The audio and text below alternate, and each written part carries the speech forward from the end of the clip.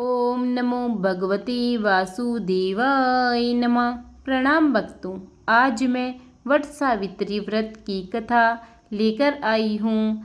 सनातन धर्म में वट सावित्री व्रत का बहुत महत्व है। इसको बड़ अमावस्या या बड़ अमावस भी कहा जाता है। प्रत्येक वर्ष ज्येष्ठ मास के कृष्ण पक्ष की अमावस्या तिथि को वट सावित्री व्रत रखा जाता है। इस व्रत के दिन सुहागिन महिलाएं अपने पति की लंबी आयु के लिए व्रत रखती है और वट यानी बरगद के पेड़ की विधि विधान से पूजा करती है। धार्मिक मान्यताओं के अनुसार वट वृक्ष या बरगद के पेड़ के तने में भगवान विष्णु जी, जड़ में ब्रह्मा जी तथा शाखाओं में शिव का वास होता है। वट वृक्ष को त्रिमूर्ति का प्रतीक माना गया है। विशाल एवं दीर्घजीवी होने के कारण वट वृक्ष की पूजा लंबी आयु की कामना के लिए की जाती है। आइए अब हम कथा का रसपान करते हैं। स्कंद पुराण में देवी सावित्री के पति सत्यवान की मृत्यु हो जाने पर सावित्री द्वारा पति के प्राण वापस लाने की कथा का जिक्र वट सावित्री व्रत कथा में किया गया है। इस कथा के विषय में कहा गया है कि यह कथा सौभाग्य प्रदान करने वाली है, इसलिए वट सावित्री व्रत के दिन वट वृक्ष के नीचे इस कथा का विस्तार पूर्वक पाठ करना चाहिए और सुहागन महिलाओं को इस व्रत की कथा को सुनना चाहिए। राजर्षि अश्वपति की एकमात्र संतान थी सावित्री। विवाह योग्य होने पर सावित्री ने वनवासी राजा धूम्रसेन के पुत्र सत्यवान को पति के रूप में चुना, लेकिन नारद जी ने उन्हें बताया कि सत्यवान अल्प आयु है और ठीक 1 वर्ष बाद उनकी मृत्यु निश्चित है। तो भी सावित्री अपने निर्णय से डिगी नहीं। वह समस्त राजवैभव त्याग कर सत्यवान के साथ उनके परिवार की सेवा करते हुए वन में रहने लगी। जिस दिन सत्यवान के महाप्रयाण का दिन था, उस दिन वह लकड़ियां काटने जंगल में गया हुआ था। सावित्री भी उनके साथ चली गई। लकड़ी काटते काटते अचानक से सत्यवान के सिर में दर्द होने लगा। सावित्री ने कहा कि आप कुछ देर मेरी गोद में सिर रखकर सो जाइए, फिर हम आश्रम की ओर चलेंगे। सावित्री वटवृक्ष के नीचे बैठ गई और सत्यवान उनकी गोद में सर रखकर लेट गए। तभी सावित्री ने देखा कि सांवले पिंगल वर्ण वाले किरीटधारी पीत वस्त्र पहने हुए साक्षात सूर्य के समान उदित हुए पुरुष उनके सामने खड़े हैं। सावित्री ने उन्हें प्रणाम किया और उनसे पूछा कि आप कौन हैं। इस पर यमराज ने कहा कि मैं सब प्राणियों के लिए भयंकर और कर्मानुसार उनका उचित दंड देने वाला यमराज हूँ। सो हे पतिव्रता सावित्री, समीप में पड़े हुए तुम्हारे पति की आयु समाप्त हो गई है, इसलिए मैं इन्हें लेने आया हूँ। ऐसा कहकर यमराज ने सत्यवान के शरीर से अंगुष्ठ मात्र शरीर वाले जीवात्मा को बलपूर्वक निकाल लिया और यमपुरी की ओर चलना शुरू किया। सावित्री भी यम के पीछे पीछे चलने लगी। यमराज ने सावित्री से कहा कि कोई भी जीव बिना आयु समाप्त हुए यम मार्ग से नहीं जा सकता, इसलिए तुम वापस लौट जाओ।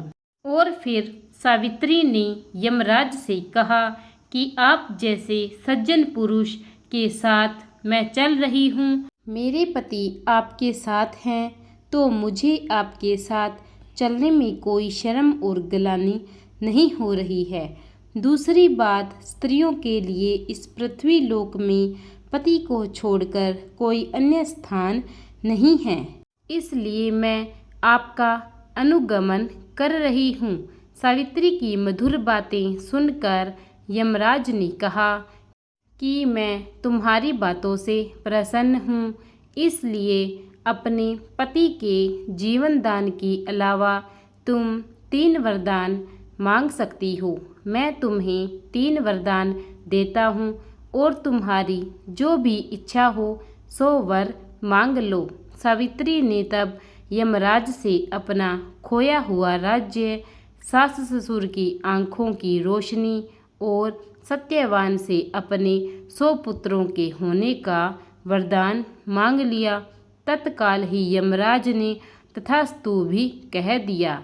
अब यमराज को लगा कि अब सत्यवान को यमलोक ले जा पाना संभव नहीं और इस कारण अपने वरदान के जाल में फंसकर यमराज ने सत्यवान की आत्मा को मुक्त कर दिया और सावित्री को लौटा दिया।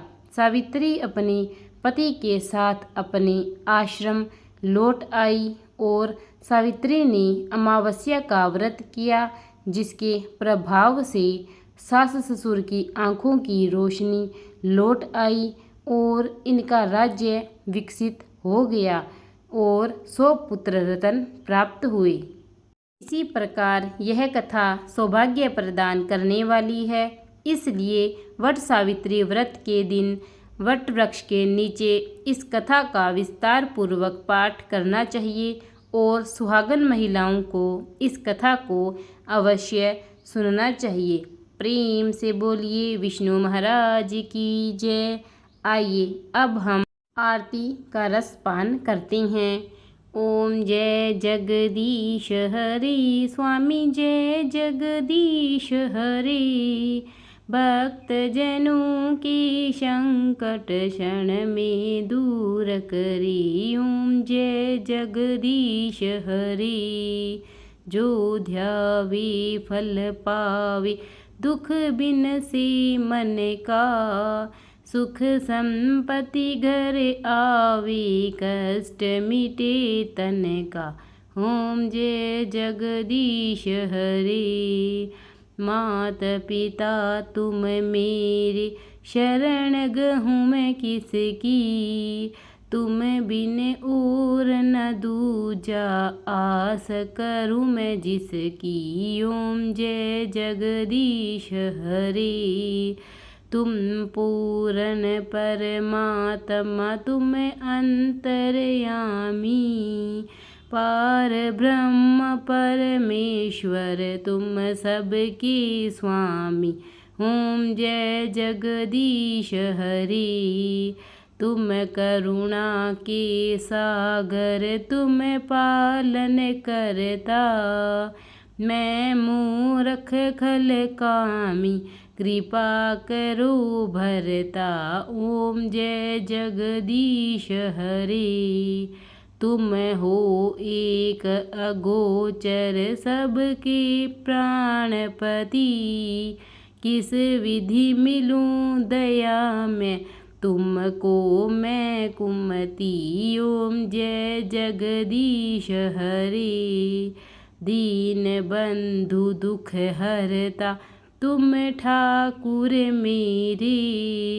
अपने हाथ उठाओ, द्वार पड़ा मैं तेरे। ओम जय जगदीश हरे। विष विकार मिटाओ, पाप हरो देवा। श्रद्धा भक्ति बढ़ाओ, संतन की सेवा। ओम जय जगदीश हरे। तन मन धन और संपत्ति सब कुछ है तेरा। तेरा तुझको अर्पण क्या लागे मेरा।